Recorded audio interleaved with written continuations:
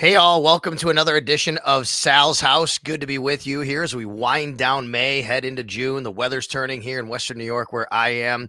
I know we had some really nice weather, and then all of a sudden it got a little chilly again, and now we're going to get back into the warm weather soon.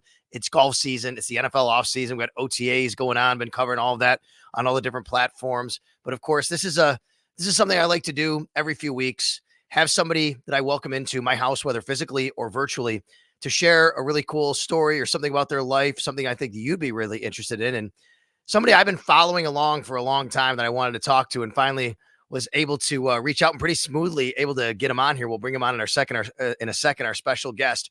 We'll do that in 1 second. But first, want to thank our sponsor, as always, Sports City Pizza Pub, 1407 Niagara Street in Buffalo. Now, listen, Sports City always has the best pizza, the best wings. You know that. I mean, I've been going there for a long time telling you about it, but they also have a great event coming up.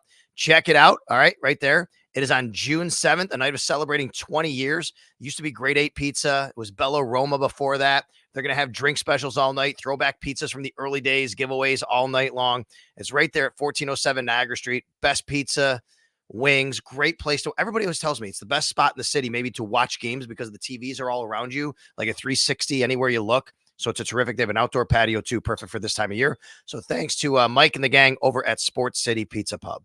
Let me get to our special guest here on Sal's House today. He runs the Twitter account called Old Takes Exposed, or Freezing Cold Takes, however you want to take a look at it, because that's what it's all about. His name is Fred Siegel, and he joins me in Sal's House. Fred, thanks a lot for doing this. I really appreciate you joining me today. Well, thanks for having me, Sal. Yeah, thank you. It's a pleasure to talk to you because you're one of these guys who has this really popular, cool Twitter account, but we never really see you. I had to go there and kind of look at the actual account, take a look at the, it was run by you. You have your other personal handle in there. That's how I got to you. So it's kind of like this anonymous, cool guy. It's like the man behind the curtain running the Freezing Cold Takes account. So let's get with that and start it there. How did you come up with this? How did you start with Freezing Cold Takes and Old Takes Exposed? Like, what was the genesis of this to begin with? Well, it was like, I don't know, 9 years ago, I think, around like 8.5 years ago, I'd say. Well, it started as a joke. I'd seen journalists, touting their accurate predictions on Twitter, but I remembered some of their tweets that ended up being dead wrong. So I thought I would create an account that posted some of those wrong tweets. I didn't expect to become a big account. Just thought it would be for fun, but it took off and got pretty big. So I just kept going with it. And at that time, I don't think it's searching back for old stuff on this Twitter search function was highly used by people. So it was kind of like a new type of thing. And now there's all sorts of stuff people do, but back then it wasn't as really prevalent. Yeah, I mean, the Twitter search function is a really remarkable tool, right? When you know how to use it. And even if I just want to search something, I just go right to the regular search bar for Twitter. And if like there's something that happened in the NFL, I'm like, oh, I remember that. And I type in a name, it's right there. You can actually go in and figure out the exact time period when things happen and kind of get to what you're looking for. When you started to do that, was there anything that you specifically kind of zeroed in beginning, or was it just kind of all encompassing? Hey, you've seen a whole bunch of takes. Was there one particular thing that was happening in sports or anything that kind of got you started to say, man, a lot of people were wrong on this? Or was it just basically a lot of different things? Well, there's some things I had remembered Right. back in from before. I mean, maybe before Twitter was even a thing, that I remembered specifically. So I would go back and look for that. But at that time, all you do is you think about dates. You could find a date pretty much anywhere. Mm-hmm. So during a game, you could find, team schedule, remember who played in that time. But you could also find one of the big things that I did at the beginning was you remember, like if a coach got fired, you look back at the date they were hired. Oh, yeah. And you can go back and just search their name, the coach's name, and you look for zero in on that date. And then there's just all these tweets about coach, how great that coach is going to be. And that's really what started with it. Or you can look at a team schedule. Yep. If they started out 1-3 in the NFL, you look at the day of the game, the fourth game, and the day after, and just writing them off. And if they win the Super Bowl or go to the Super Bowl, it's great. We have one here that I know that every year when it's the anniversary of when the Bills drafted Josh Allen, you'll find the tweet yeah. that says the Bills select Josh Allen, and under it is just all of these people bashing them. Oh my God, you blew this one. He's going to be horrible. Now, there are also a lot of deleted that goes along with that, right? And you see that, but it's kind of easy just to kind of look at something and the replies that come along with it. I'm sure that's kind of a smorgasbord for you sometimes. Well, yeah, I mean that's just way too easy. Yep. Replies. You can find that about pretty much anyone, any pick. Yep. Josh Allen was even more because Josh Allen was a polarizing pick. Yep. But I try to limit it, or else I could have about 10,000 tweets a day if I used just like a random fan. Especially nowadays, fans and anybody are trying real hard to say something that will be posted or retweeted by so they don't really care about how reasoned or measured it is. But I try to keep it to like someone who has a big profile, or at least is a journalist or some sort of radio personality or someone in media, or somebody who has a big following.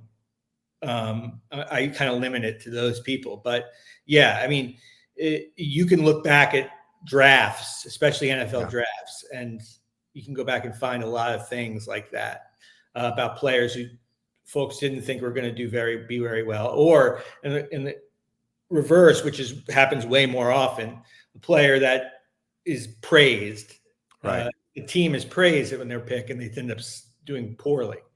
The player just ends up being a bust. No doubt. The Twitter account is at Old Takes Exposed, 650,000 followers. It's really growing. Got a lot of great things going on there. But I want to learn about you specifically as well. I mean, you obviously, I would think, grew up a sports fan. Like, tell us about your sports fandom and just personally, like, how you consume sports. Yeah, I grew up a huge sports fan. NFL, college football. I used to go to games all the time. I'm from South Florida. I'm from Miami. Okay. And I used to go I went to every Dolphin game on every Sunday. We had season tickets. And I used to I'm 43 years old now. So I mean, back in the 90s, when I was before I went to college, it was different, obviously, because there wasn't any social media and mostly no internet. And I would just watch sports every single day. I mean, just, watch Sports Center, or watch the games. And you always hear what someone has to say about a team. If you listen to the radio, we used to listen to the radio all the time, local radio, and they would spout off about certain things. And when it didn't happen, you remember that they said it. Yeah. Radio, but they probably don't even remember that they said it because they're talking like 3 hours a day. I'm a talk show host. I know exactly what that feeling is. You say, but fans do. They remember everything. Yeah. You say something. I mean, with my account, like, sports that I wouldn't even post because it's not big enough of a sport that people know about it. But fans remember, like, if you talk about like Iowa baseball or something, some fan will see that Baseball America didn't rank them. And if they get to, I'll get sent that like later on. It's any type of thing. So, I mean, that's how I used to do it. And you watch Sports Center or you watch those football shows because there was limited options, especially nationally. How much does it take away from your personal life, I guess? I mean, it's a labor of love in some respect. And you have a book out as well. We could talk about that. But how much time does this take away from, what you normally do? Not that much. It used to take away a lot more. I used to, try to look things up and save things. But at this point, I get sent a lot of things. Everybody sends me everything. It's so very repetitive. Yeah. But it's not that much. It doesn't really affect that. I mean, if there's a big game going on, I'll have that in the back of my mind. Right. Sometimes if during a game, it just affects the way I watch things. Okay. During a game, especially during a game, a football game, if a team goes up 14-0 at the very beginning of the game, especially if it's a playoff game and everyone's watching, that's immediate bookmark of the tweets that you see coming down because that'll be right away. There's if something goes in your mind, it sets off bookmark because folks are quick to write a team off, especially in football. Go down 14-0. That's it, But there's like 3 quarters left in the game. So, there's a short-term Old Takes Exposed. There's a long-term Old Takes Exposed, right? During the game, Old Takes Exposed are the best. They're really good. But Yeah, and I'll get sent those during the game a lot, or I'll get tagged. A lot of times they're tagging me. Save it just in case. Fred Siegel is Old Takes Exposed on Twitter. You can go find him there and check out all the work he's doing. It's really funny, actually. So let's just have some fun here and tell me a few things. What are the top takes that you've kind of come across over the years? Like that one is just people were just so wrong. A lot of people, you've found a topic, a hot topic that you've maybe tweeted about or found more often than any others. Oh, well, there's certain players that have really been. Josh Allen is definitely one of them. I mean, Josh Allen is a very polarizing pick.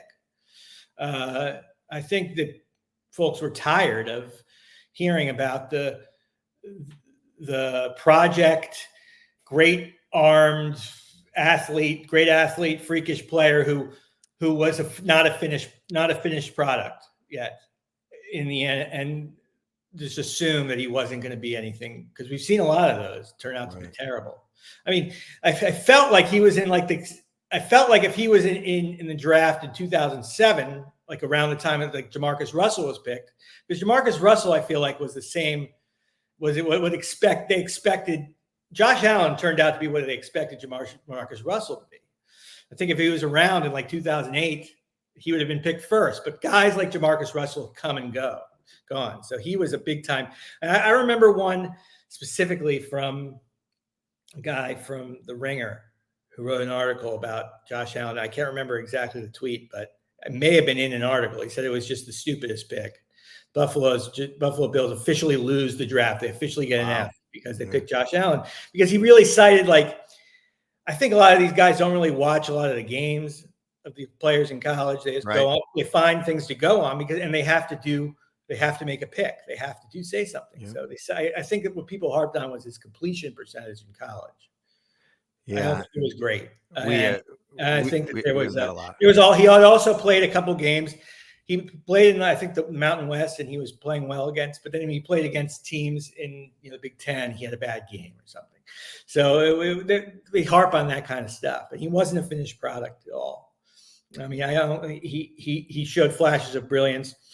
And then also during that time, his first season, when I think one of the big things is people like to focus on one play. That's what the world we are today. They'll focus on one play to make their point about anything. And it's just, it's so ridiculous because, he takes thousands of snaps a year. So, but if he overthrows someone, he had a couple where he overthrow people really badly, especially his first year. Yeah. And look at this. And that was it. That was the end of Josh. That proved the point, right? It's got to prove the point. That's right. I've always said, Fred, I've always said that if Josh had been drafted by the Jets, I don't think we're talking about Josh Allen like we are today. I think the development of being in the Bills organization versus the Jets, and maybe if Sam Darnold's drafted by the Bills, he's not Josh Allen, but he doesn't bust out of the league. The situation matters too very much. Oh yeah. I mean, I think that the situation matters at some point at the beginning of their career. Yep. I think there gets to be a point where you can't blame the player. Josh Rosen's one of those guys, and it was the same. Josh Rosen was the guy who was lauded by everybody to should have been picked ahead of Allen, and wasn't. And I think the Bills traded up. Is that right? Bills went to the Bills drafted Josh at number 7. That's correct. They traded up, and the big criticism was they didn't pick Rosen. That's right. And Rosen gets that rap. Oh, he was in a bad situation. But I mean, after a while, they fail at so many teams. I do get that kind of thing where I'll post it, Rosen, all these things about Rosen being a bust and all these big trade, and then you'll get the replies. Well, he was in a bad situation. You can't blame him. I mean, he's been around. He was at 4 different teams. Yeah. I mean, even though the internet didn't exist then, as we say, it's a lot easier now. I've seen you can go back and you can get takes about Leaf versus Manning, right? And just some newspaper clippings or things like that. I mean, those things they are out there. They just might be harder to find because they're not in the internet age. Yeah, well, newspaper clippings are a little harder. There's a lot of stuff from newspaper clippings, but they're a little harder because they're more measured, and they aren't as reactionary at the time. I think in the internet, especially Twitter, folks are reacting right away. Mm-hmm. In newspaper clippings, you have to go out and write a full article. But what I wish I had was clips of all the old TV shows and all that kind of stuff. But that's just impossible to find. I mean, you could find some on YouTube, but it's really hard. And there's no search function in the transcripts. You have to watch the entire show and you get nothing out of it. So, but I mean, there were especially local shows. Like if you go back to Buffalo, I'm sure there was a local show in Buffalo, Bill Sports, and 1986. And I'd say the first 5 games, I can tell you the first 5 or 6 games of Jim Kelly, when he came in, they paid a lot of money to get him. Yeah.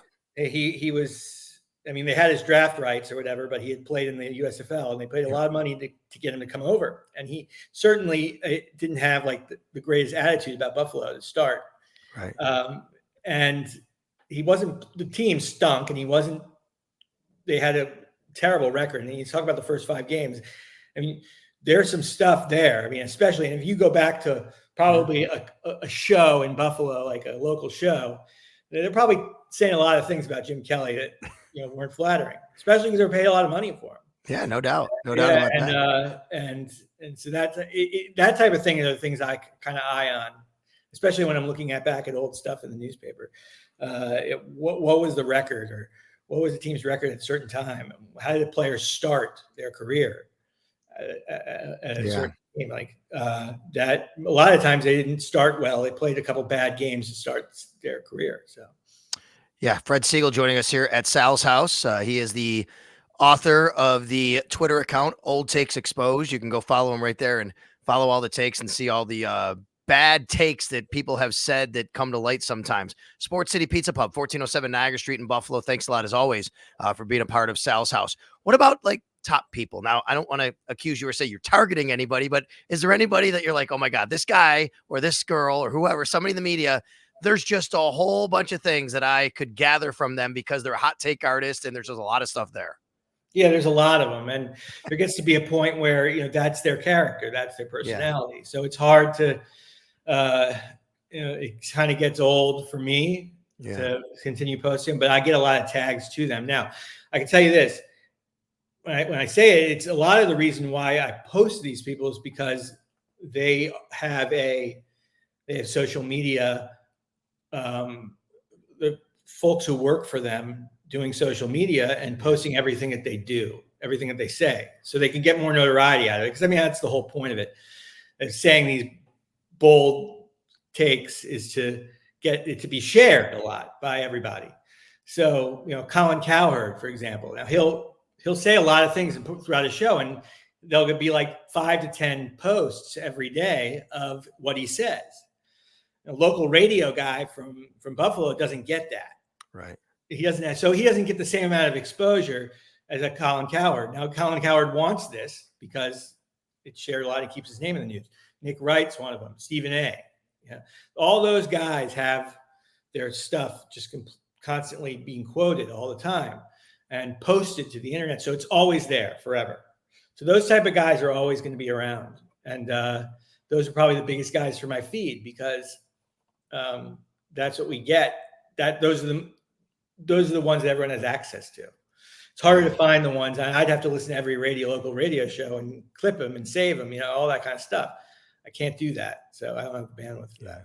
Well, listen, I know sometimes, like even here, we'll joke and say, like, I'm going to give you a take. Don't be on Old Takes Exposed. I'm going to say this. And we have fun with it. And if it's one of the things like, don't be on Old Takes Exposed. But if you do, you can have fun with it, right? You can make fun of yourself. What about people who don't? I've seen people who get mad that you put the takes out there. What have you been in any situations you can share that like people got really upset with you for exposing their old takes? Oh yeah. When I first started the feed, it used to happen all the time. After a while, if the feed grew, I think some of the people realized they're going to say something and I'm just going to retweet it. I don't really argue back with people. Mm-hmm. I just retweet it. And then they realize, they're taking it way too seriously. And they kind of, it's not a good look. Right. So they stopped doing it as much. I think that there's a lot of journalists who took themselves too seriously, took the whole thing too seriously. Journalist mentality is that we're doing a lot of great things to inform the public. We do big work, we do great work and all this stuff. And I analyze everything and I'm taking it seriously. And you're Freezing Cold Takes, a very unserious person trying to shit on that, Mm-hmm. I mean, they're right about me being unserious, But yeah, so I think that's really the mentality that they had, and they initially get really mad. There's a lot who have blocked me. I don't know they blocked me. Right. I probably have so many blocks. I don't know that they blocked me until someone tags me under their tweet, and then I scroll up to see what it is, and I can't see it because I'm blocked. Right. It's like I'll find that out a lot. So they block me because they don't want. I guess they don't want. A lot of times, if you post a bad post, it kind of you're happy. I can feel bad for some of the targets. They'll be very happy to share and make fun of themselves. But then years and years go by and they're still getting tagged to it. I'm still getting tagged to it like someone who just found it. Right. It's old. Right. Yes. The person's like, I've already just roasted myself for this like 7 times. I get tired of it because I've already used it 7 times. That's right. They'll be tag it. Use this one. I can't believe you haven't used this one yet. And I have like 7 times. So that's. What about your own old takes, Fred? Like, you're a sports fan. Do you have any takes that you had about players or teams? You're like, man, I really blew that one. I was wrong on that one. Yeah, it happens all the time. I mean, it happens especially when I'll post something that was premature to post. That's really where I get in trouble. Like, you mean like in a game, like a team's up or something? Yeah, something like that. I'm very careful now. Or just like saying a player in the NFL, especially when I first started the feed, the NFL, if a player plays good, like who was Buffalo's draft pick this year? Keon Coleman. What? Keon Coleman. Keon Coleman catches a touchdown first game, right? Yep. 10,000 tweets from Buffalo fans sent to me or DM'd to me, someone saying Keon Coleman's going to be a bust. Like, it was the first game. Like, that happens all the time. Oh, that's amazing. Like, all the time. Yes. I mean, you wouldn't believe how often that happens. Every game, every year, every season. Like, just like if he catches a touchdown pass in the first quarter of his first game, right? That's it. I mean, and also not only that, if I was reading the tweet, I'll be able to bookmark a lot of tweets saying how great a pick Keon Coleman was. Now, not saying that Keon Coleman's not going to be great, but you have no idea. Like after the first game, I mean, we've seen so many guys have a great game to start. And I used to get in trouble for a lot for that. And I can tell you Harbaugh was one of those guys. Harbaugh, Michigan, in 2020, I was posting a lot of tweets about how Harbaugh was going to be great and win a national championship, especially in 2020, because he was that COVID year. I mean, they were awful. And Harbaugh had never beaten Ohio State. And it was like, I mean, I think that the consensus was the experiment was over. He'd gotten Michigan pretty good, but not great. And that was it. Yeah. I mean, hey, but now he won the national championship. Right. It took a while, but but he was down in the dumps at that time, especially for reputation and. So you're a big Dolphins fan, and we started, and obviously let's not hold that against Fred here, of Buffalo fans. All right, Bills Dolphins have a big. I used to have a shirt that said "Buffalo still sucks." That was a great rivalry. I mean, that was the main rivalry when I was growing up because Jets weren't as good.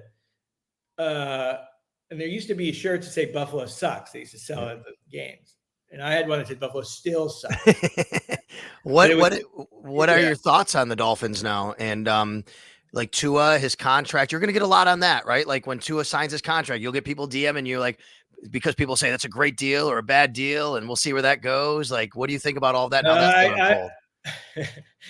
I'd be so. I'm not 100% sure that there will be a contract. I don't know. Who knows? I don't know. I mean, they've been slow playing Tua for a long time. Tua's a very fluctuating. Cold take guy. I mean, I've gotten posts right now about it's a lot of things. A Tua Herbert thing. Yeah. So at the beginning, it was like Tua's Justin Herbert Tua's first 3 seasons, it was Herbert. Then it was Tua, and I get all these posts related to that. But I think that the Dolphins, I don't know. I mean, we come to not to expect a lot from the Dolphins. I mean, they've been one of the worst. I don't know, one of the most biggest failure of a franchise, I'd say, in the past 20 years. I would say besides Cleveland, the Dolphins have done everything wrong for so long that we don't come to expect a lot out of them. And when I was growing up, they were good. I mean, they have 23 years without a playoff win. That's the longest playoff win drought in the NFL. I went to the game. They won. I was in college. It was my sophomore year of college or junior year of college. It was against the Colts, and Lamar Smith ran it for a touchdown in overtime to win that game. That was the last game, and I was, 22, 21 years old at that time. Wow. So, we don't come to expect a lot. I think there were some good Dolphins takes at the beginning of the year. I definitely bookmarked those because as a Dolphins fan, we know something bad's going to happen towards the end of the year. So when the Dolphins started playing really well, they had a great offensively. They were doing great. And so that was, it seemed unstoppable. Right. And we knew as Dolphins fans, that would be, so that you come to save those. The Dolphins are the best team in the AFC by far. Yeah, for sure. I hear you. Yeah. And the social media age has really ramped that up between the fan bases too, which is incredible, right? They just go at each other like that.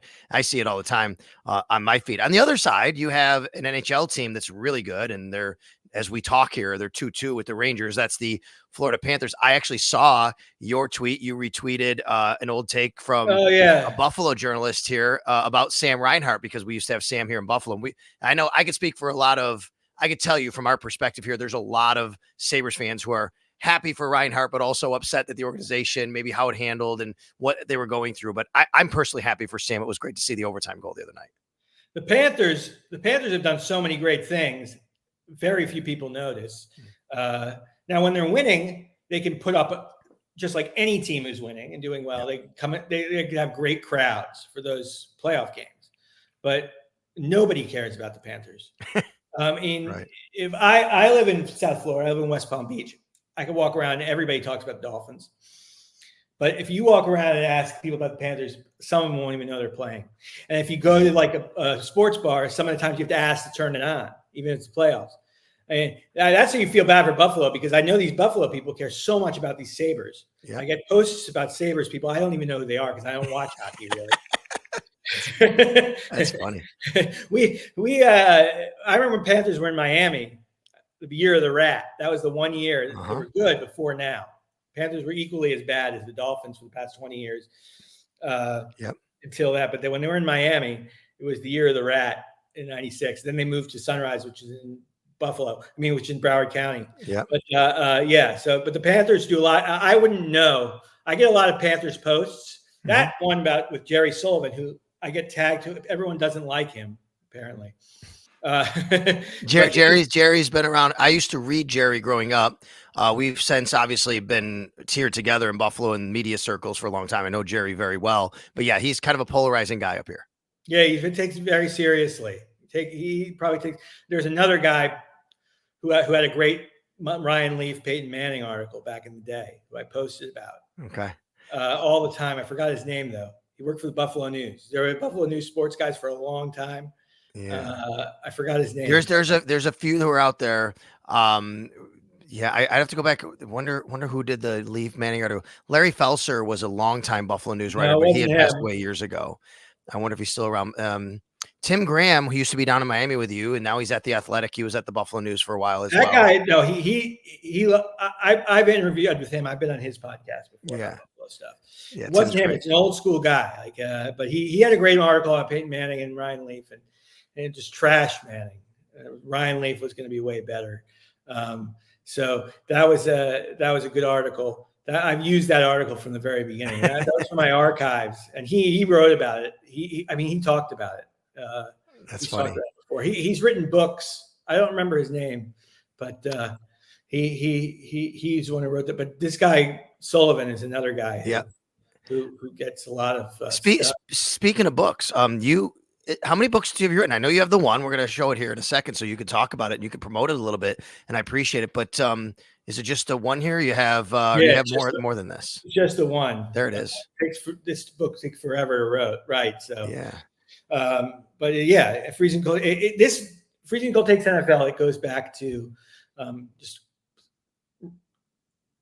stories mostly. Chapters are like stories. They talk about things that happened in the past you probably didn't know about, and particularly certain topics, which generate a lot of cold takes. I mean, one of the ones that I really remembered back from when I was a kid was from 1993, I think it was, and Dan Marino got hurt. It was like pretty much the only time he got seriously injured. And he had Scott never Mitchell, right? Scott Mitchell came in. Yeah. And he had 3 great games. Okay. And Greg Cody from the Miami Herald wrote, it's time to start thinking about trading Dan Marino. He's got Mitchell. I wrote it in print, and it was. I mean, people from Miami remembered that for forever. And so I got to talk to him. I wrote a whole story about that. You write a whole story about when Steve Young came in and Joe Montana, they pushed Joe Montana out to keep Steve Young. Montana was like on the brink of paralysis. He was so injured. He only could play 11 games a year. And Steve Young was like, they're wasting his prime. And so there was a lot on that. There was the whole article about, I wrote a whole chapter on that one. Steve Young was just treated like complete garbage by San Francisco fans and the media alike, especially any game he played bad. It was an indictment on it. And the Cowboys too. The Cowboys traded all their entire roster they traded Herschel Walker for the Vikings, draft picks, all the draft picks. And that was trash when Jerry Jones came in and fired Tom Landry and hired Jimmy Johnson, who had never coached in the NFL before. That was one that was, I talk about that. And so I go back and there's other ones like the Packers and then there's draft picks. There's one chapter about how the preseason, just like one preseason game, everyone consistently just goes crazy about a player. Right. EJ Manuel, I have one highlighted. EJ Manuel had one great preseason game.